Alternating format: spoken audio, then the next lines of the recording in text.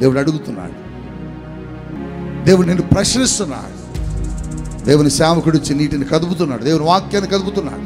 దేవుని వాక్యం నీ కొరకు ప్రకటించబడుతున్నప్పుడు నువ్వేం చేయాలి తెలుసా?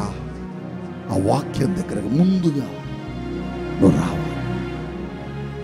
నీ జీవితంలో ఎందుకు నువ్వు దీవించబడలేకపోయావు? ఎందుకు నీ స్థితి మారలా? ఎందుకు నీకున్న బ్రతుకు మారలా? నీ స్థితి ఎందుకు మారలా? నీ జీవితం ఎందుకు మారలా? ఎందుకు మారలేదు? ఎందుకు మారలేదంటే ఆ వ్యక్తి అంటున్నాడు, నాకంటే ముందుగా వాళ్ళు దిగుతున్నారయ్యా. అవును, 35 సంవత్సరాలు అక్కడే ఉన్నాడు కానీ బ్రతుకు మారలే. దిగుతున్నారు, స్వస్థత పొందుతున్నారు, వెళ్ళిపోతున్నారు, వాళ్ళు బాగుపడుతున్నారు, కానీ వీడు బాగుపడలే. నువ్వు కూడా అలాగే ఉన్నావు. నీ స్థితి మారట్లా, నీ బ్రతుకు మారట్లా. కారణం నువ్వు ముందు దిగట్లా, నువ్వు ముందు రాట్లా.